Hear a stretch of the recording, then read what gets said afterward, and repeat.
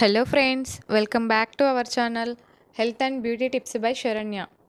ఈరోజు వీడియోలో ఎలాంటి పప్పులు నానబెట్టే పని లేకుండా, ఎలాంటి నూనెలు వాడకుండా అప్పటికప్పుడు ఈజీగా తయారు చేసుకునే హెల్తీ అండ్ టేస్టీ అయిన పెసరట్టును తయారు చేసుకుందాం.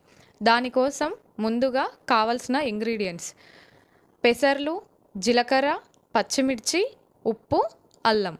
దోశ పైన వేసుకోవడానికి ఆనియన్స్, క్యారెట్ తురుము, అల్లం తురుము కావాలి. ముందుగా పెసర్లను కడిగి మిక్సీలోకి తీసుకోవాలి. అందులోకి పచ్చిమిర్చి, అల్లం, జీలకర్ర, ఉప్పు, తగినన్ని నీరు పోసుకొని మెత్తగా మిక్సీ పట్టుకోవాలి. తరువాత పెసరపిండిని బౌల్లోకి తీసుకొని దోశ వేసుకోవడానికి వీలుగా కలుపుకోవాలి. తరువాత స్టవ్ పై దోశ పెనం పెట్టుకొని పెనం వేడి అయిన తర్వాత దోశ వేసుకొని దోశపై ఆనియన్స్, క్యారెట్ తురుము, అల్లం తురుము వేసుకోవాలి. అంతేనండి, ఆయిల్ లేకుండా ఎంతో హెల్దీ అండ్ టేస్టీ అయిన పెసరట్టు రెడీ.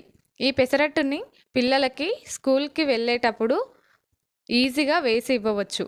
హడావిడిగా ఉన్న టైంలో ఇంట్లో ఏమీ లేనప్పుడు ఓన్లీ పెసర్లతో ఇలా చాలా ఈజీగా క్విక్గా తయారు చేసుకోవచ్చు. ఈ పెసరట్టుని అల్లం చట్నీతో కానీ టమాటా చట్నీతో కానీ తింటే చాలా టేస్టీగా ఉంటుంది.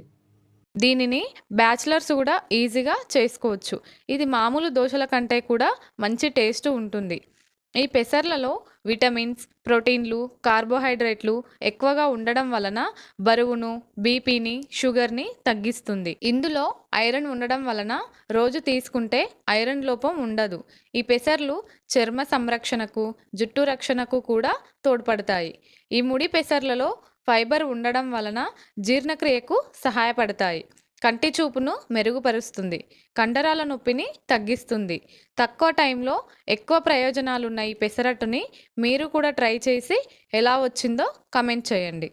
ఈ వీడియో కనుక మీకు నచ్చినట్లయితే లైక్ చేయండి, షేర్ చేయండి, కమెంట్ చేయండి. ఇలాంటి మరెన్నో మంచి మంచి వీడియోస్ కోసం నా ఛానల్ని సబ్స్క్రైబ్ చేసుకోండి.